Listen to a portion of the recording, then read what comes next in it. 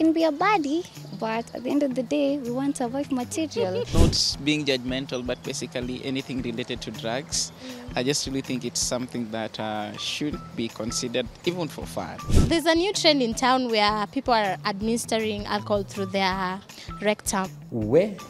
They are using what? You lie. But chugging, as bizarre as it sounds, is a stark example of how far people might go to engage in dangerous drinking behavior. Our doctor, though, is here to break down the effects of alcohol abuse and misuse. Welcome to Health and You. My name is Maria Jones. Enjoy. There are people who use rectal administration of alcohol to get high.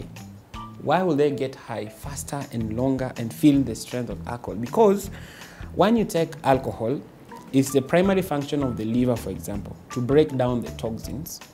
And then the effect will not be as strong on the body because the liver has broken down most of the toxins within the alcohol composition. However, when you do rectal administration, then it bypasses that entire system. So it goes straight into your bloodstream. So this person will feel the stronger effect of alcohol when they do the AN**S administration of the alcohol.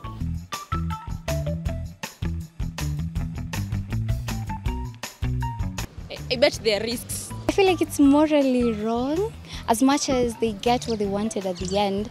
Medically, it's also risky. Why? Because now you're also taking alcohol directly into your system. All the poison, all the toxins, everything that the liver will have removed, you get right into your system. And this goes straight into your bloodstream. Remember, we also mentioned the alcohol can also go all the way to the brain. It may also lead to mental degeneration at a younger age for our population, tragically. So it may also not tell you when it's enough. Remember, when you're using it orally, sometimes you just feel a bottle. Some people can tell a bottle or two is enough for me. But when you do rectal administration, then you can't tell when it's enough because it goes straight into your stream. You're high and high and high and high. Again, alcohol, taking it via rectal administration may cause irritation of the rectal area because alcohol sometimes is corrosive, is acidic. So these people may start developing issues with ulcerative conditions around their anal area because of the ingestion of alcohol down there.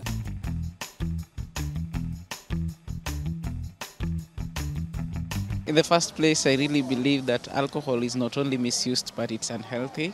So even when taking it in small quantities, it has adverse effects.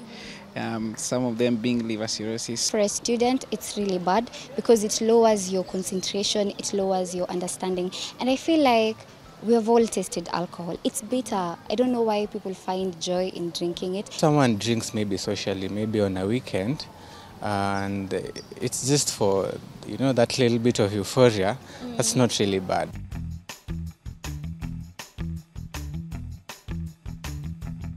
If you are a fitness enthusiast, you would try to cut down on your alcohol. Funny enough, this should be shocking. There are people who will add weight because of alcohol. There are people who lose weight because of alcohol. So it's on the both ends of the spectrum. Why do I say that? Number one, there are people who lose weight because there are some who will take alcohol and then they end up throwing up every content of their intestine because of maybe it's bad taste or it's just a reaction to the alcohol. So many of the times they end up with nutritional deficiencies because they are losing a lot of nutrients. Sometimes alcohol affects your intake. You don't have appetite to eat. On the other side of the spectrum, there are people who will add a lot of weight because of alcohol. Alcohol affects hormones in the body that regulate appetite. These hormones are called leptin and ghrelin. So alcohol will affect the amount of ghrelin that you have. Once it affects ghrelin, then it never tells you to stop eating. So there are people when they're drunk, they eat and eat and eat because the alcohol has affected their hunger cues and their appetite cues, so they will not want to know when to stop. Also to mention, there are people who will eat and drink and drink and drink and forget to buy food, particularly for our youths. You know, sometimes buying alcohol is expensive. Some of these brands are expensive, so you're a comrade. You've gone shere the whole weekend. You have the whole week to survive. You don't have enough money for yourself.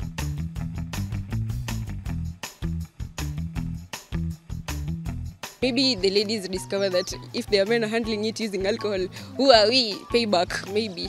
Ladies drink, like for example, you see even cocktails, it has liquor. But then it's not like much alcohol, see? But it also depends on like the frequency. So I think the big thing here is frequency of drinking. First of all, as an elegant lady, that should not be your go-to. That should not be your go-to. We are seen in the society as people who nurture. So you taking alcohol, you're nurturing something bad. Yeah, because when you get married, obviously nobody wants to settle with a person who drinks. At the end of the day, they want a good girl, a reserved girl. A woman will have hormonal imbalances. Once they have hormonal imbalances, then they'll have risk of not being able to, for example, their monthly periods or their calendar dates will be affected because of the hormonal imbalances. A woman of reproductive age as well, because of too much of alcohol intake. For example, this thing may even affect the unborn child. Remember, alcohol has the ability to cross the placenta. For example, if it's a woman who has a child and is drinking, then this baby will just be having the same effects of alcohol that the mother is having. And even worse, because the baby now does not have developed kidneys and livers to be able to break down the toxins in the alcohol. So a mother may give birth to a child who has already a drunk child, sorry to say, because this thing is already crossing directly into the system of the child. So it is also poses a risk to the health of the unborn child. So they may be give birth to children who have alcohol-related syndromes at early birth.